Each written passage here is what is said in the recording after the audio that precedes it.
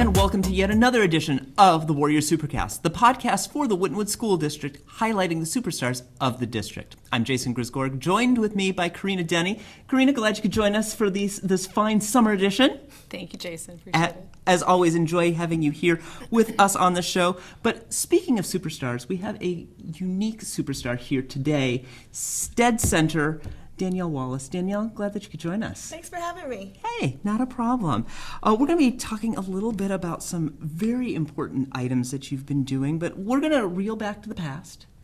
And starting your teaching career, starting in Cincinnati Public back in 1999, Yes. What was your calling to teaching? Wow. So my journey to teaching probably started as a child. So I was the typical nerdy, straight A kid, did everything my parents asked me to do, firstborn, born leader kind of thing. But I always loved school. Like, I had really, really great teachers. I had great connections with my teachers. I was, if you can believe this, extremely shy as a child. And so that was my connection to the world, was being in the classroom. And so when I went off to college, that was not my intention to be a teacher. I literally told my parents, I don't want to be poor. You know how that goes. But I happened to be in a communications class with a friend of mine on campus, and she happened to be a Montessori education major. And she said, you need to come to my class and just observe. And I was like, okay. You know, I always loved kids. But I was like, yeah. And I literally fell right back in love with teaching and the experience of learning and the discovery that happens when a student who didn't know something yesterday finally gets it. And so I had that aha moment, and I literally went to my advisor and I was like, yeah, I'm running away from my passion. Help me get back. So it's kind of how I got there. I was a Cincinnati Public Schools child forever, and so I never imagined not working for Cincinnati Public. My first 3 years out of college, I wanted to move away because I had not had the experience having gone to Xavier here in Cincinnati. And so I was away for 3 years, but when I came back to Cincinnati Public, and actually had the great fortune eventually of teaching for 7 years at my former elementary school, which was life-changing for me. Working as a colleague with former teachers was amazing, so yeah. It's almost the ultimate in paying it forward. Absolutely, absolutely. So you started there, and then you actually came to our district in 2014, correct? Yes. And what was that call to the Winton Woods district? I mean, we could tell you, both Karina and I could probably give you ideas, but what was that calling for you? So the interesting thing for me was I had spent 15 years in Cincinnati Public School in a variety of capacities: elementary teacher, curriculum coach. I worked under the deputy superintendent, who's now the superintendent of Cincinnati Public, Laura Mitchell. Fabulous mentor and leader. And I had a friend in Winton Woods, Kim Harrison Fowler, who is a current AP at the high school, and we had worked together in CPS. And she had made mention, because she knew I was taking my coursework for my principal's license, hey, you should think about Winton Woods. Had never been to the district, probably have only driven through Forest Park literally as an adult, and thought, Winton Woods, what's that all about? I don't even know where they are.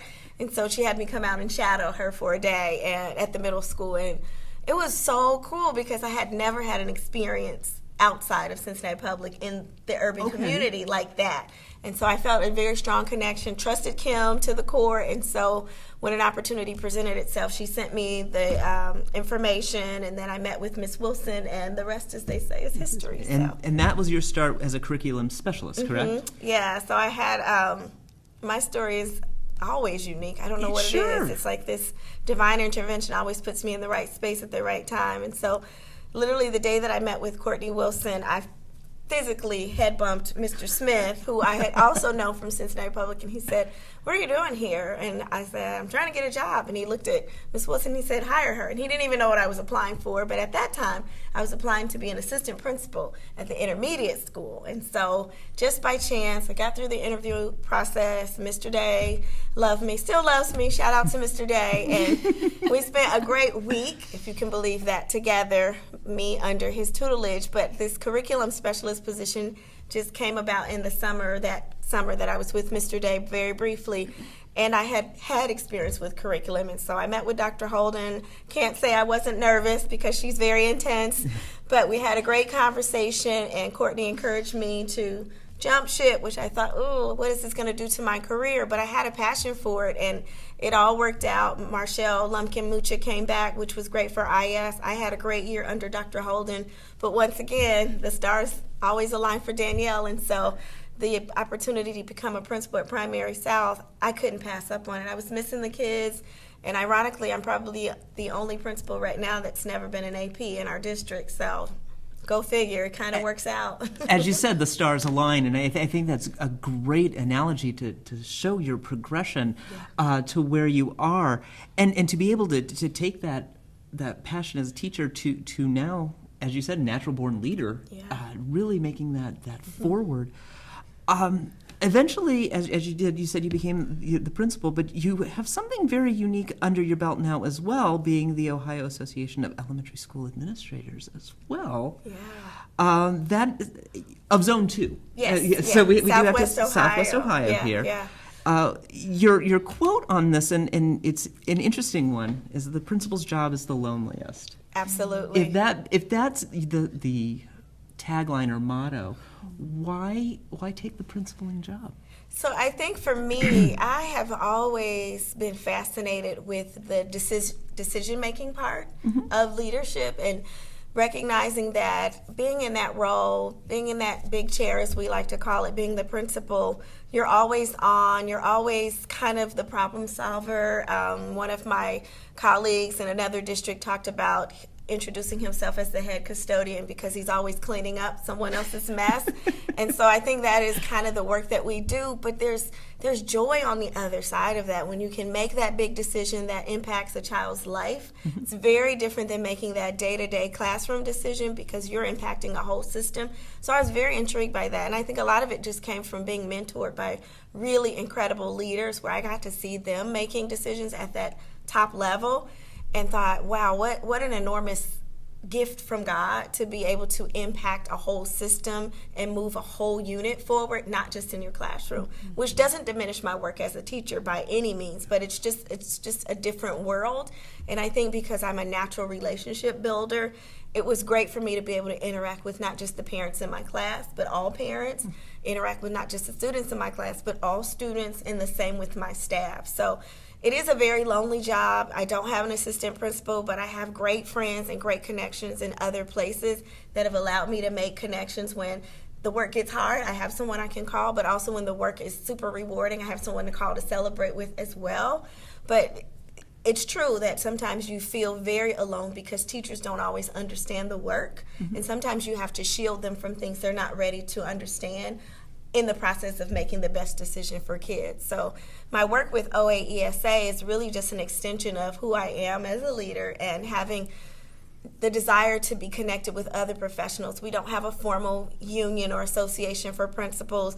I wanted to be connected with other leaders, and I wanted to have connections with leaders outside of our district because sometimes it's easier to get that perspective when you're talking to someone who has an outside lens to help you see maybe where you need to grow, but then also, hey, it's not as bad as you think and you can do this work. So again, the position presented itself to me just through my work in the association, just as a member, and the executive director approached me and said, hey, we'd love for you to kind of lead Zone 2, the outgoing person. His time is coming up. He's given you kind of the nod of, yes, I'd love for you to succeed me. So we kind of went back and forth, like, what does this mean? What are you doing? I don't want to leave my building, and it's not like that at all. It actually allows me to create a network outside of my district that can then in turn help my school to grow, but also to impact schools in our district right now.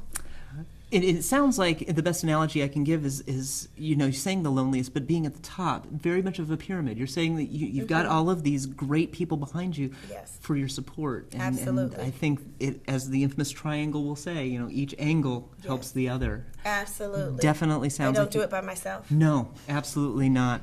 You are watching and listening to the Warrior SuperCast here on Waycross Community Media. I'm joined with Danielle Wallace, as well as Karina Denny. Karina, obviously we've gone through a lot when it comes to project-based learning and the New Tech Network. Yeah. Danielle has been doing something unique in her building. We finally have it at Primary South now. Primaries, right. So we have just finished our transition to project-based learning and a culture that empowers. So my question to you, Ms. Wallace, is, what have you seen after this year? And, how's it impacted not just the students, but the teachers? Mm-hmm. So, when we started this time last fall, we were not sure. We were like super excited, super on board for new tech and that PBL experience, but we hadn't done it with our kids formally. We had a few teachers that kind of played around with it, kind of piloted the summer, spring before, but we hadn't gone full throttle. Mm-hmm. And so I knew priority number one was to make sure that those that had not attended the training in St. Louis were brought up to speed, but also that we focus not just on the PBL aspect of new tech, but really digging deep into what does our school culture tell us about ourselves, and then also how Sarah Leiker, who's an NTN coach, talks a lot about how are we showing up. So how are we showing up for kids? How are we showing up for each other? How am I showing up as your leader? And so we just spent a lot of time at the very beginning of the year having kind of culture building mini projects with our kids. One, to get them acclimated to, you're going to work in groups now. And we used to work in groups, that's what primary does, but in a very different way, still working through the growing pains of giving students ownership. We've made a lot of mistakes, but we have talked a lot about just failing forward and celebrating the fact that you have an opportunity to fail forward and then try again. So that's been very empowering for my teachers, especially the ones that were very hesitant. I'm not sure about this. This is not what we're used to. How are the kids going to respond? I think the more that my teachers went deep with it and really kind of let loose, the better results they had. And I think because we're kind of that peer pressure team, whereas you're going to come along whether you're ready or not, has really helped some of my teachers that were kind of skeptical in the beginning. The kids love it. They absolutely love being in groups. They love solving real world problems. They're starting to be able to articulate what that feels like. We've explored more of our deeper questions with our kids at their level, but then also we started the baby steps of exposing that work to parents. So we've had like our exhibition night.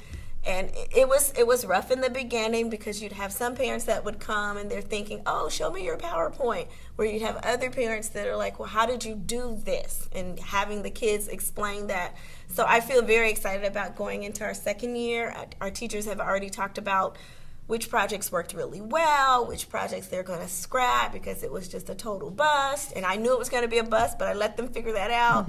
And then kind of where do we fit in the middle in terms of just making changes. We really enjoyed our coaching experience with New Tech because they were able to give us some outside feedback in terms of where we are. But I really, really like that we were able to hold on to the fact that this is not just about doing projects with kids, because you didn't need New Tech to do that. This is really about your culture and what does it feel like to be a student in our building, to be an adult, to be a parent, to be a community member, and how do we meet all of those needs. I always talk about branding with my staff, and so I talk a lot about however you're interacting with their child, I want you to think about, is that something that Ms. Wallace would say? Is that something Ms. Wallace would do? And then taking it another level and saying, is that something that you would do to Deja Wallace, who's my daughter? Because I think it really changes the narrative if you have to look at that child as though she belongs to me, and you respect me as your leader, so you need to respect that child as though they belong to me, and they do belong to me. So I think that's been a game changer for us. We're learning to give critical feedback. That's the hardest part, I think, of New Tech. Right. Because you have to be brutally honest in a very respectful way, but it's the only way for us to grow. And so I'm learning as a leader through my own leadership coaching is just to model the model, and now ready to go in a year to allowing them to give me feedback. How am I leading the building? What areas do I need to grow in so that they can see that it's not just about them making a shift, we're all making a shift. Right. And it's not just change. People think, oh, this is a change. I mean, they have to rethink how they teach and how they see teaching, because really they're not a teacher anymore. They shift and they're now a facilitator instead. Which is very different. Yes. Very different. Very and you're different. not the keeper of knowledge. No. We're all sharing Everybody's the sharing, yes. And I love the analogy of, if they can Google it, it's not a great question, because I think that's saved us a lot of headaches where we're thinking, this is a great, oh no, this is a great, oh no. Like, we got to go deep because there are still state standards that we're held accountable to. And communicating that with parents, that we haven't abandoned our state expectations. This is just a different vehicle for getting there. You know, you mentioned that you have a daughter, and I believe this is her second year, right? Yeah. So it's just her second year in a New Tech Network environment. Yes. And to see her, have you seen changes at home? Because I always say, I can't, you know, I have two children now that have gone through 4 years each, and it is incredible how quickly you do see those changes in their confidence, and just their changes in articulation, and I mean, it's incredible. Yeah, Deja's first year in the district was 8th grade, and so she had that first year at the middle school as a New Tech student, and then shifting to and she had a great experience at the middle school, but shifting to high school one as a freshman, one as a female in high school is already added layers of pressure. But then the fact that now you're taking your device home and you have these expectations at home, I just see a completely different kid. And I will say publicly that my kid has not always been she's not the natural straight A student like her mom. That's not her thing. She's a different kind of kid, and I appreciate our differences. But for her, she's that kid that if she works really hard, she can get it. And she has worked so hard. I've been so proud. I don't have to hover over her about her homework. She gets on Echo on her own, and she just knows, oh my gosh, I need to do this project. I need to study for this exam. And she loves it. She loves working with groups. I love how at the high school and at the middle school you have to rotate, so you're not always with the same children. You're definitely not always with your friends, so we're learning how to get along with others, especially if they have different views on life, and that's part of the real world. I like that they're stretching her thinking in a lot of different ways. We have very different conversations. She's in AGS, and so this global perspective that they're pushing into her is phenomenal for me. She'll sometimes give me the headlines. I'm like, oh, I didn't see that. She's like, yeah, we were watching CNN for kids. And I'm like, oh, okay, got it. Let's talk about it. So, but she's very invested in just all the other things that come with being in high school. She was in the musical. She was in women's chorale. She's very involved, but I know it's because the culture at the high school says this is what we do here, and you're a part of our family. And so as a parent, it takes a lot of the pressure off, but I'm like, man, you're going to be so ready for college because of this experience. And all the opportunities, like you mentioned too, with the musical and everything. It really, what I love about this district is that we really are giving so much opportunities for that whole child development. Absolutely, and I think people just don't know that about us because we're small and we're not the big urban in the community. But I think if people spend some time with our kids, I mean, I'm always impressed when we talk to our students about their experiences, just how articulate they are, how well-mannered they are, how just excited they are about learning. I mean, my daughter, midway through freshman year, was already telling me what teachers she wanted for sophomore year. She had already scoped them out in the building. But it's because her peers were talking about projects that they had experienced. She's like, I want to do that next year. And I'm like, okay, let's do it. Excited for learning. Exactly. In high school. This is incredible. As a freshman. And it's something you're not used to hearing. And it's probably something that, again, you as a principal are now able to start to ingrain at that very developed level and moving forward. Yeah, we had a second grade project where they talked about freedom of speech, and so we were trying to figure out what's the best way to approach that with a 7-year-old to make a connection. And so we just started talking about is it okay for you to say whatever you want to whoever you want, including your teacher. And so one of my teachers had a free speech wall outside of his door, and he let the kids say whatever they wanted to say about him, which was super brave, and he was super vulnerable. But it was interesting the things that they said, and they went from really, really cool things to, why does he always make us do this? But it was a great spark for conversation about, well, now I can have this different conversation with my 7-year-olds about, these are why the teacher makes some of these decisions. So you can't have recess all day. It doesn't work. But here's why, and not just because I said so. Critical thinking. So it's very empowering. Yeah, definitely. Right. Well, we are almost to the bottom of the hour, and I do want to ask one final question. And it does go back to your beginning journeys and the fact that it was in your communications class that you had a teacher, a soon-to-be teacher from the a Montessori level. Could you go back and look at that and go, knowing that Montessori and PBL are very close and very closely related, could you ever have thought that was going to be the path that you would be walking today? No, you know what? In that moment when I started my coursework, when I made the transition to Montessori education, the thing that kept drawing me in, and now if I could look back on that, I guess it was very much connected to PBL, for me as an educator was just the age of discovery was so different. It wasn't like my experience being in school where we sat in our rows and whatever the teacher said, that's what you did and you didn't question it. But in Montessori, there's a lot of movement, there's a lot of following of the child, which is funny to come full circle with. They were ahead of their time. Maria Montessori knew something that I guess we didn't know until now, but it's just really important to give kids experiences where they have ownership, but also where they can kind of buck the system and say, hey, wait a minute, I'm not quite ready for that, but I'm ready for this, and it's okay. They're still going to get to the deeper learning. And so, yeah, I just really enjoy the experience of being on the floor with the kids, coming back to that, listening to what's important to them, checking in on their interests, and trying to develop lessons that match that. And now having that experience not only as a principal but also as a parent is quite phenomenal to me, because who would have thought we would have gotten this place so far removed from traditional education? But actually that's how the real world works. Everybody who is working in an industry is working to solve a problem. So why not expose our kids to that as early as possible? Best way to say it. Thank you, Danielle, of course. Thank you. And Karina, this is the start of our summer. So we're, of course, going to have some wonderful people coming on to the podcast later. But what wonderful things are the district going to be doing? Because obviously we don't stop learning here in Winton Woods.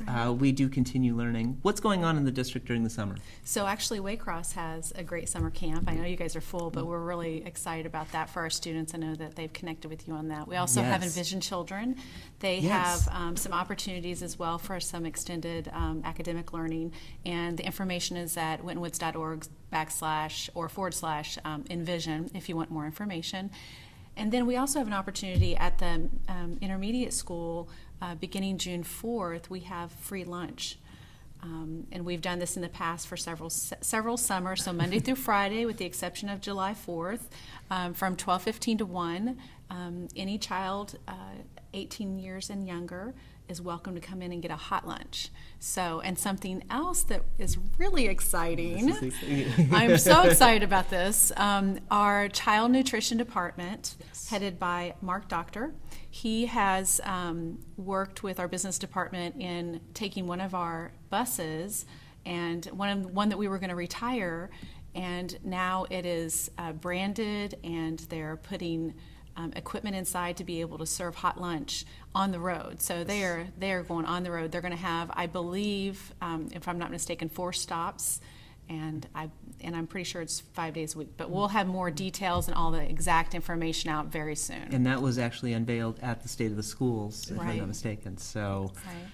making great strides within our district. I'm very looking forward to that. Well, again, thank you both for joining us. Oh, do you have something else to add? One last thing. Absolutely. I wanted to remind parents that we did switch our first day of school Yes. date to August 20. And what's great about this is our teachers have been asking for a very long time, as Ms. Wallace can attest, that they need more collaboration time to really work with other colleagues and helping each other getting ready for the school year. It's going to provide a lot of opportunity for an entire week of professional development and collaboration to really prepare before the school year.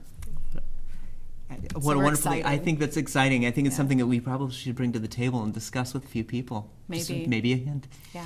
Well, thank you both for joining us. As always, we love to get the information from the district, from the, as you say, from the mouths that say it best.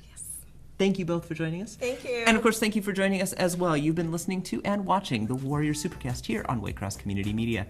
Have a great evening, and we'll see you next time. So you putting in effort. Are you ready?